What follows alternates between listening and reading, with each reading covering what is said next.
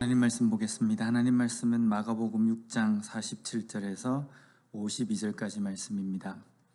저물매 배는 바다 가운데 있고 예수께서는 홀로 무태에 계시다가 바람이 거스름으로 제자들이 힘겹게 노 젓는 것을 보시고 밤 사경쯤에 바다 위로 걸어서 그들에게 오사 지나가려고 하심에 제자들이 그가 바다 위로 걸어오심을 보고 유령인가 하여 소리 지르니 그들이 다 예수를 보고 놀람이라.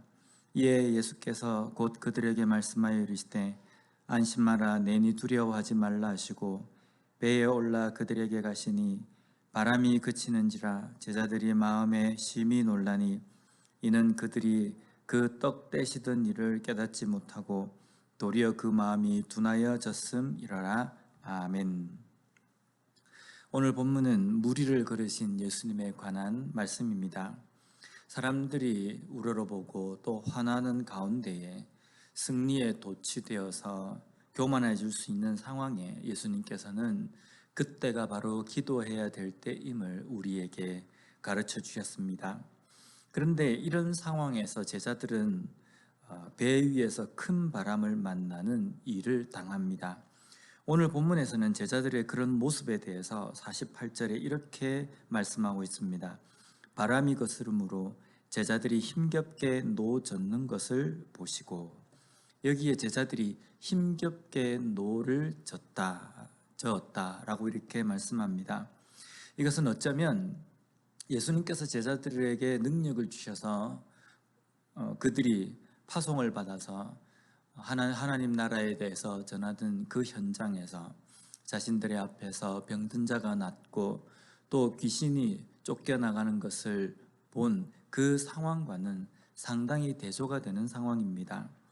어쩌면 제자들이 사역을 하면서 자신들이 병을 낫게 하고 또한 귀신들이 자신들 앞에서 맥을 추지 못하는 상황에서 제자들 중에 이런 마음을 가진 사람이 있었을 겁니다. 야, 나도 제법 능력이 있구나. 나도 뭔가가 좀 되는 사람이구나 라고 이렇게 생각을 했을 겁니다.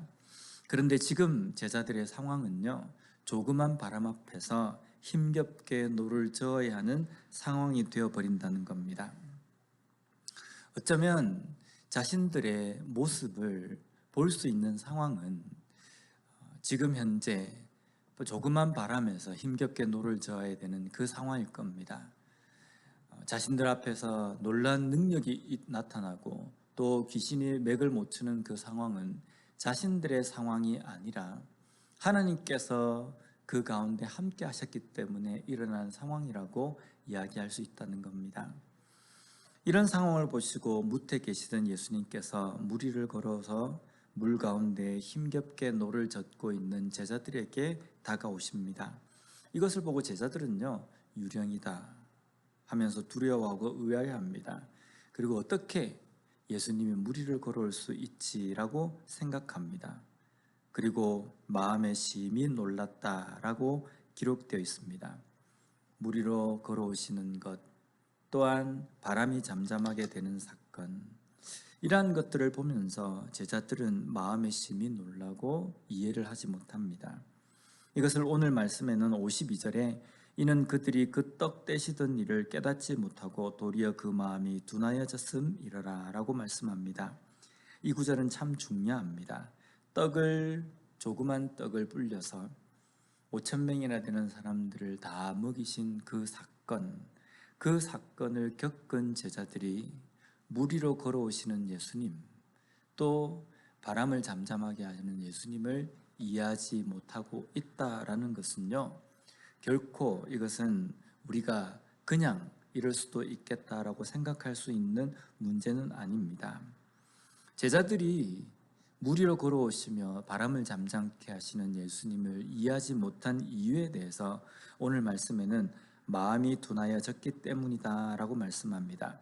여기 둔하다라는 이 단어, 헬라어로 페로로메네라는 단어입니다. 이것은 돌같이 굳다, 어둡다, 완고하다라고 이렇게 해석이 됩니다. 이것은요, 10가지 재앙 앞에서도 꼼짝하지 않았던 바로의 완악한 마음과 같은 의미입니다. 10가지 무시무시한 재앙이 자신의 눈앞에 펼쳐졌음에도 불구하고 그 앞에서도 당당하고 꼿꼿하여서 하나님 앞에 무릎 꿇지 못하는 바로 왕. 이것의 이유는 그의 마음이 완악하였기 때문입니다. 오늘 본문에서도 마찬가지입니다. 우리 인간의 완악함, 완고함, 이것은요, 마음의 딱딱함, 이것은 10가지 재앙 앞에서도 굴복할 줄 모르는 교만한 마음이라는 겁니다. 또한 오병이어의 놀라운 기적을 보았음에도 불구하고 불과 얼마 있지 않아서 물 위로 걸어오시는 예수님과 바람을 잠잠케 하시는 예수님을 도무지 이해하고 받아들이지 못하도록 만드는 것이 우리 인간의 완악함입니다. 왜 이렇게 완악함이 되어버리냐면요, 자신의 일어나는 그 문제 속에서 그 모든 일들이 나로 인하여서 되었다라는 교만함 때문입니다. 오병이의 기적 속에서도 또 자신들이 복음을 증거하면서 권능이 나타나며 또한 귀신들이 맥을 못 추는 그 상황들을 보면서 하나님께서 하셨다, 예수님께서 우리에게 주신 능력이다 라고 고백한 것이 아니라 나의 능력, 나로 말미암아 된 것, 이렇게 생각했기 때문에 지금 예수님께서 하신 이 일들에 대해서 제대로 바라보지 못한다는 겁니다. 우리의 완고함이 이렇습니다. 이러한 완고함이 생기지 않기 위해서는 예수님께서 앞절에서 보여주신 것처럼 기도할 때에 이 완고함이 우리의 삶을 가리지 않게 된다는 겁니다. 완고함은 우리로 하여금 하나님의 놀라운 일과 하나님의 기적을 보지 못하고 그것이 내 것인 것처럼 생각하도록 만든다는 겁니다. 그래서 승리의 도취가 되고 또한 뭔가 이것이 나의 능력으로 말미암아 되어지었다라고 생각하는 그 교만함이 나올 때에 곧 그때가 바로 기도해야 될 때입니다.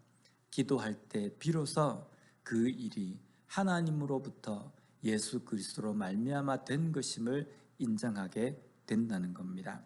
오늘 아침에 우리의 완고함을 하나님 앞에 내려놓고 겸손하고 온유한 마음으로 하나님 앞에 나아가고 내 삶의 섬으로 인하여서 내 삶에 부어주시는 하나님의 은혜와 기적과 같은 그 일들을 온전히 보고 깨닫고 감사함으로 나아갈 수 있는 우리 모두가 되었으면 좋겠습니다.